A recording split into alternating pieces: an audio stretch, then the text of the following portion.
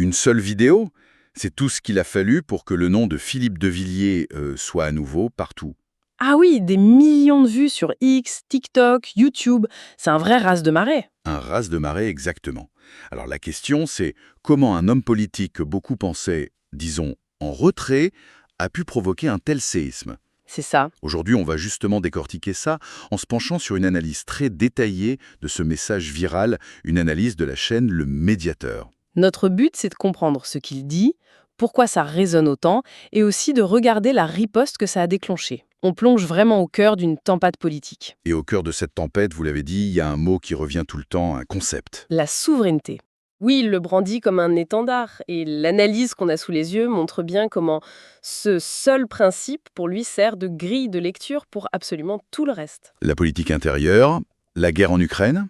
Exactement, les jeux de pouvoir internationaux, tout y passe. Et c'est fascinant de voir comment tout s'articule autour de cette seule idée, en fait. Alors, commençons par là. Ce discours sur la souveraineté, qu'est-ce qu'il a de si particulier? Eh bien, l'analyse insiste beaucoup sur son côté intransigeant. C'est ça, il serait le seul à défendre ce principe, sans fléchir, sans le moindre compromis. C'est une opposition directe, frontale.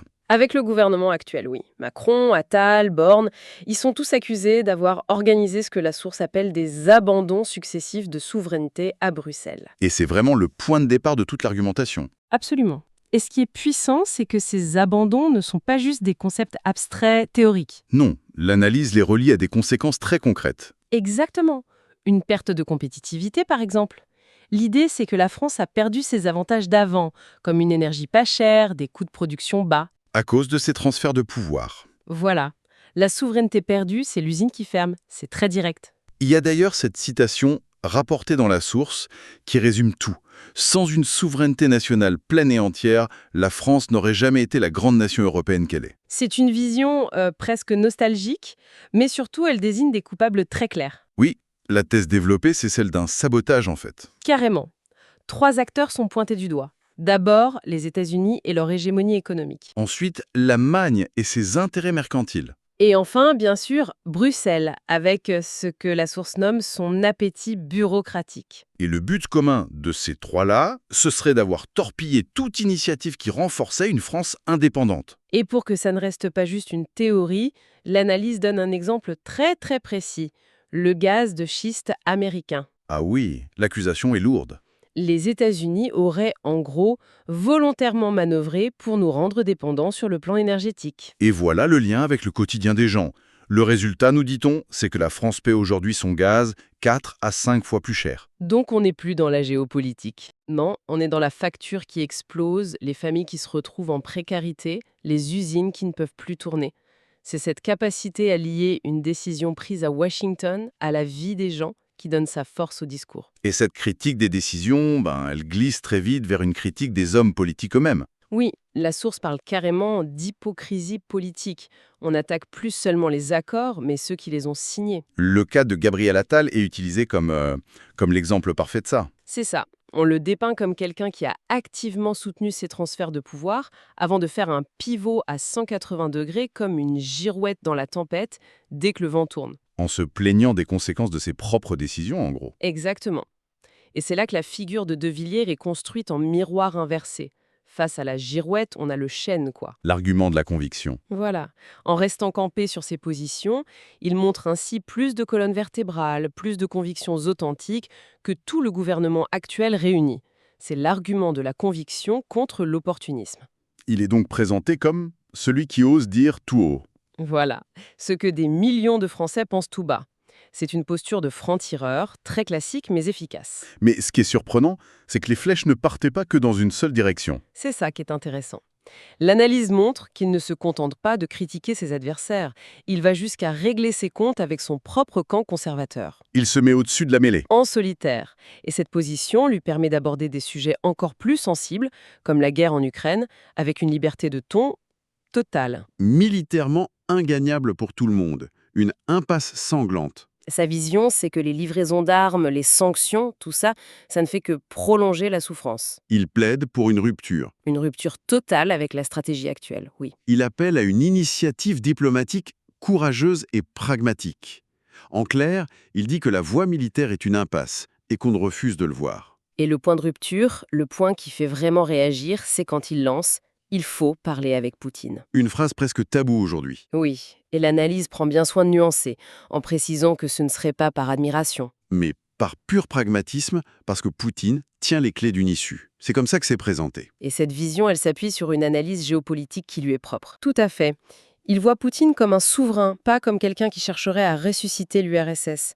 Pour lui, vouloir mettre à genoux une puissance nucléaire avec des chars, c'est un délire stratégique. Un délire qui nous fait courir le risque d'une escalade. Voilà. Ce qui transparaît, c'est son incompréhension face à ce qu'il perçoit comme des postures viriles qui remplacent la vraie diplomatie. Et c'est là qu'intervient une connexion assez inattendue. Donald Trump. Oui, Il le cite en exemple pour son pragmatisme, en rappelant sa fameuse promesse de mettre fin à la guerre en 24 heures. c'est un alignement tactique très très habile. Il utilise la figure de Trump pour critiquer en creux les dirigeants européens que Trump lui-même aurait qualifiés de faibles, timorés et sans vision. Il se sert d'une voix extérieure pour renforcer son propre argument. Absolument. Et il ne s'arrête pas là. Il prend aussi l'exemple de Viktor Orban en Hongrie. Ah oui, Orban est présenté comme le cas d'école, celui qui ose dévier de la ligne officielle, qui maintient le dialogue avec Moscou et qui, en retour, est immédiatement exclu, sa parole déformée publiquement. et menacé de sanctions par Bruxelles. C'est ça. De Villiers utilise cet exemple pour dénoncer un climat d'intimidation qui aurait, selon lui, complètement remplacé l'art de la diplomatie. Sa critique donc ne s'arrête pas à la politique étrangère de Macron.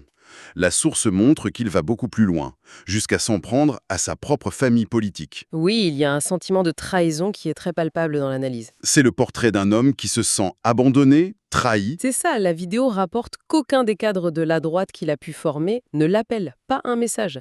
Et il utilise cette solitude pour se draper dans cette posture de sage isolé.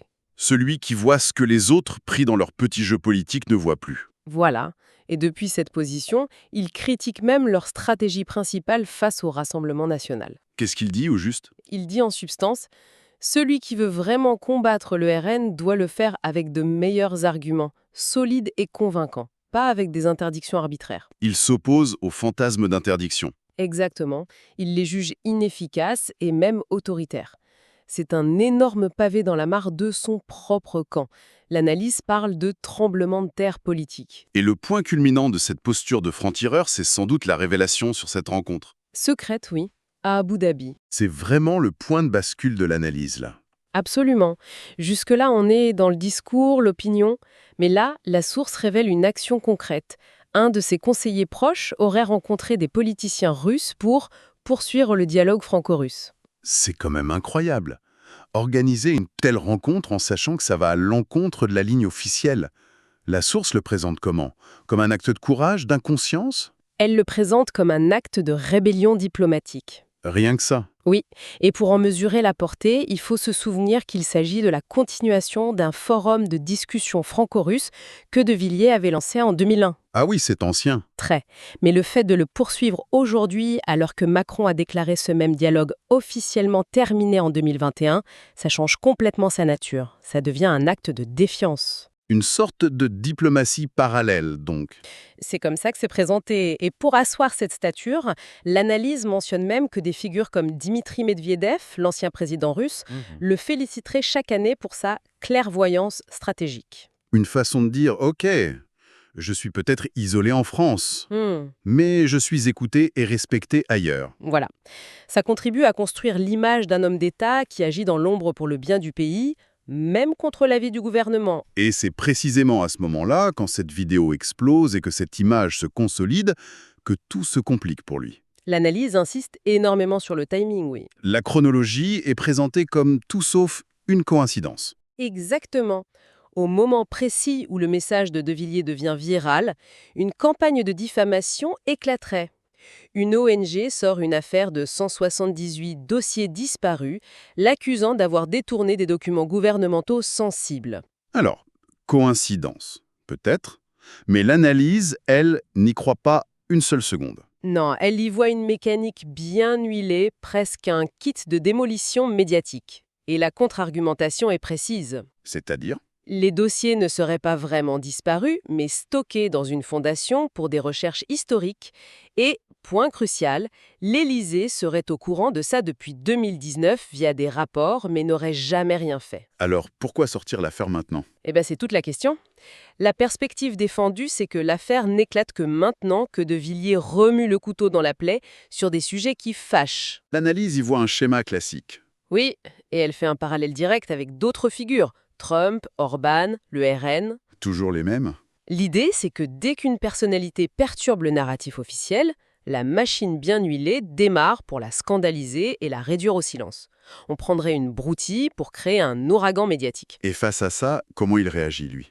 Sa défense, c'est une contre-attaque. Il est cité disant Ils veulent écrire mon histoire à ma place. Mais la démocratie ne fonctionne pas comme ça. « Il retourne l'accusation ». Ils se posent en victime d'un système qui chercherait à faire taire les voix dissidentes. Une stratégie de défense assez classique, mais souvent efficace. On arrive à la fin de l'analyse, et elle se termine sur une note beaucoup plus ténue, personnelle, presque testamentaire. En effet, la source se conclut sur cette phrase de De Villiers. « J'ai fait des erreurs comme tout homme, mais je n'ai jamais nui au peuple français, jamais trahi ses intérêts profonds. » C'est une façon de graver son héritage. Oui, et de revendiquer une forme d'intégrité. Et l'analyse prend soin de le positionner politiquement. Pas membre du RN, mais un conservateur à l'ancienne, un gaulliste pur jus. Et c'est ce qui rend sa relation avec Marine Le Pen si paradoxale. L'analyse rapporte les propos de Le Pen elle-même. Oui, elle admet avoir des positions complètement différentes de lui sur l'économie ou les alliances. Et pourtant, elle ne tarit pas d'éloges. Un hommage qui est très révélateur. Il ne porte pas sur l'idéologie, mais sur le caractère. Selon les propos rapportés, elle estime qu'il a montré beaucoup plus de force de leadership que Macron et ses prédécesseurs. Parle de son intelligence aiguisée, de son flair politique. Exactement. C'est fascinant de voir une adversaire politique reconnaître sa force, non pas malgré leurs désaccords, mais peut-être à cause de la constance avec laquelle il les défend. C'est le paradoxe que la vidéo met en lumière. Tout à fait. On a une figure politiquement isolée, même dans son propre camp, mais qui est reconnue par ses adversaires, non pour ses idées, mais pour sa fermeté. Pour résumer, donc, cette analyse dresse le portrait d'un combattant solitaire de la souveraineté. Un homme dont le message anti-système et le plaidoyer pour une diplomatie alternative trouvent un écho massif. Justement, parce qu'il est perçu comme constant et authentique, même par ceux qui ne sont pas d'accord avec lui. Et ça nous laisse avec une question de fond, je trouve, pour la période actuelle. La source dépeint un homme dont la vision est jugée prophétique par certains, dangereuse par d'autres. Mais au-delà de ses idées, c'est sa posture qui interpelle. C'est-à-dire, Dans un paysage politique où les lignes bougent sans cesse, est-ce que la perception d'une colonne vertébrale, d'une conviction inébranlable, ne pourrait pas devenir un atout politique plus puissant que l'appartenance à un parti ou qu'une idéologie précise? c'est une question qui dépasse largement le cas de Philippe de Villiers. Complètement. C'est une question sur la nature même de ce qu'on attend du politique aujourd'hui.